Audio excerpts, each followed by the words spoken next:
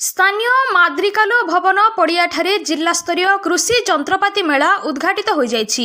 एही उद्घाटनी कार्यक्रम में जिला परिषद अध्यक्षा सुश्री कुंती प्रधान, सुंदरगढ़ पौर परिषद अध्यक्षा श्रीमती तनया मिश्र, जिलापाल श्री मनोज महाजन, अतिरिक्त जिलापाल श्री रविनारायण साहू, जिला परिषद मुख्य उन्नयन अधिकारी तथा निर्वाही अधिकारी श्री सुरंजन साहू, जिला मुख्य कृषि अधिकारी श्री हरिहर नायक, कृषि निर्वाही जंत्री श्री परमानंद प्रधान प्रमुख जोग देथिले।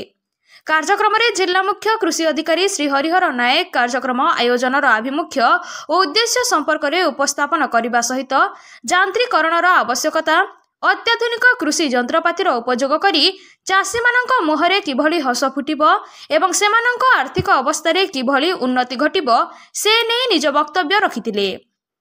एही अवसर में जिलापाल श्री मनोज महाजन कृषि और आनुषंगिक विभाग गुड़िकर विभिन्न योजना उपरे आलोचना करथिले।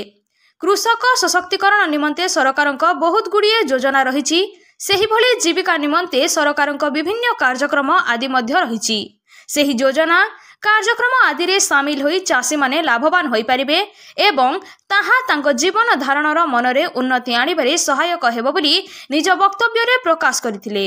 अत्याधुनिक कृषि जंत्रपाति उपयोग द्वारा कृषकक समय, श्रम, अर्थ मध्य अपचय न हेबा सहित तांको आय को द्विगुणित करिबारे सहायक हेबो बोली अतिथि माने मत व्यक्त करथिले। कृषि और कृषकंकर विकास निमंते आयोजित होइतिबा एही मेला 5 दिन धरि चलिबो। एठारे कृषि तथा आनुषंगिक विभाग द्वारा विभिन्न स्टॉल मान करा जाइछि। अतिथि माने समस्त स्टॉल बुली देखिबा सहित मेला रे स्थानित होइतिबा सहित विभिन्न कृषि जंत्रपातिर व्यवहार परिचालन मध्य देखिथिले। यह सहित ड्रोन दीदी द्वारा ड्रोन माध्यम कृषि क्षेत्र में सार प्रयोग को मध्य देखिथिले। मेला रे बहु उन्नत धरणर विभिन्न कृषि जंत्रपाति यथा ट्रैक्टर, घास बछा यंत्र, साइकेल घास बछा यंत्र, धान सफा करिबा यंत्र, लुहा लंगल, विभिन्न मंजी रुआ यंत्र, धान अमल और सफा करिबा यंत्र, धान विशोधन यंत्र इत्यादि रहिछि। Bureau report, Gangpur live.